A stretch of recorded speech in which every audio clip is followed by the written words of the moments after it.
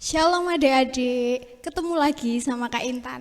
Setelah tadi kita sudah memuji Tuhan dan menyembah Tuhan, kita mau mendengarkan sebagian dari firman Tuhan.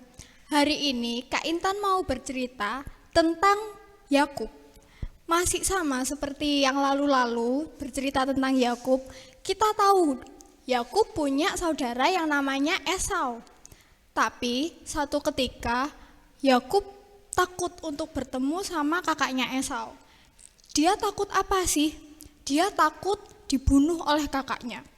Jadi satu saat ketika kakaknya Esau itu mau menemui Yakub, Yakub itu ketakutan sendiri. Sampai suatu malam Yakub itu sedang sendiri. Dia melihat seorang asing di kegelapan. Dia takut kalau orang asing itu adalah Esau, atau mungkin bahkan orang suruhannya Esau untuk membunuh dia. Karena ketakutannya itu, Yakub segera berlari untuk mendapatkan orang asing itu. Lalu mereka berkelahi berjam-jam lamanya. Ketika mereka berkelahi hingga berjam-jam dan tidak ada yang kalah, di situ Yakub menyadari sesuatu.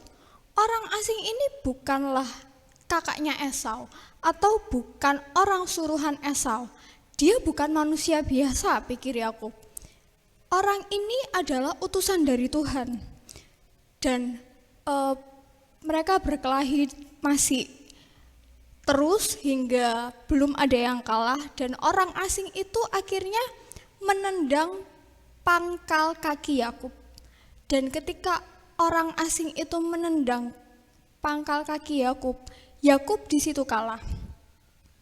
Lalu orang asing itu berkata pada Yakub, karena matahari sudah mau terbit, biarkan aku untuk pergi, katanya. Tapi Yakub tidak memperbolehkan orang asing ini untuk pergi. Yakub memeluk orang asing itu lalu berkata, aku tidak akan membiarkan engkau pergi sebelum engkau memberkati aku, katanya. Lalu orang asing itu bertanya, siapa namamu? Yakub menjawab, namaku Yakub, katanya.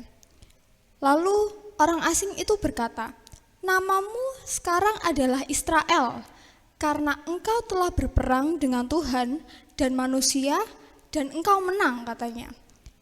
Dan kemudian orang asing itu memberkati Yakub di tempat itu. Setelah Yakub diberkati dan orang itu pergi, tidak lama matahari lalu muncul dan pagi tiba. Saat Yakub kembali, karena di pertengkaran sebelumnya dengan orang asing itu Yakub mendapatkan tendangan di kakinya, akhirnya Yakub kembali dengan kaki yang pincang. Dia berjalan kembali dengan kaki yang pincang.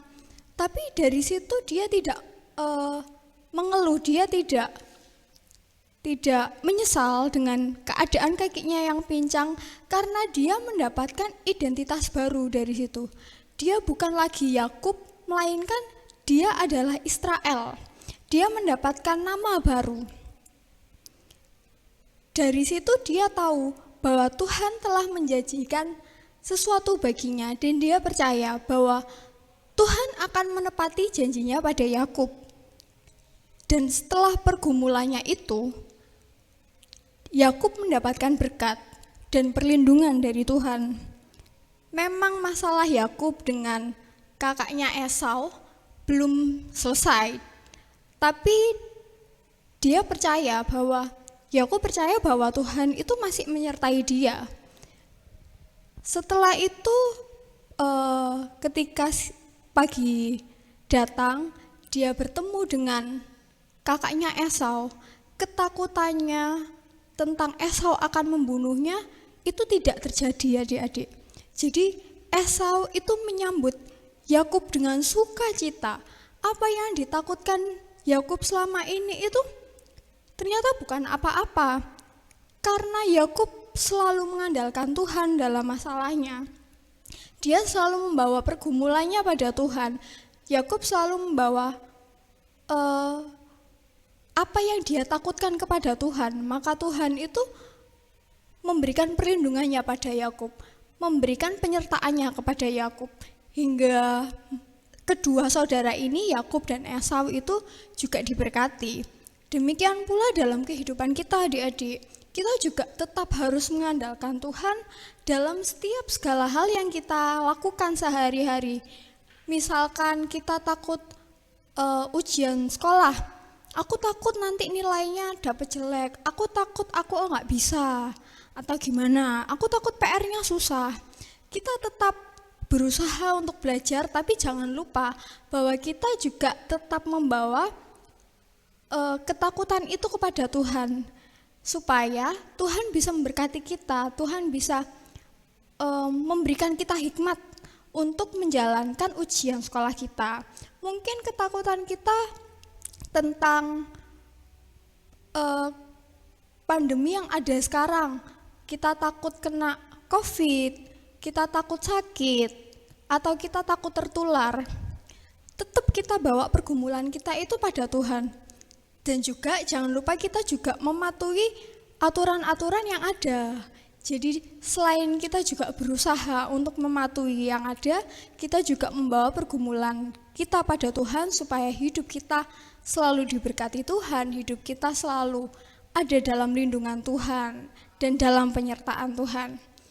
Oke adik-adik, sekian cerita dari Kak Intan. Sekarang kita mau berdoa, kita mau tutup mata, kita mau lipat tangan.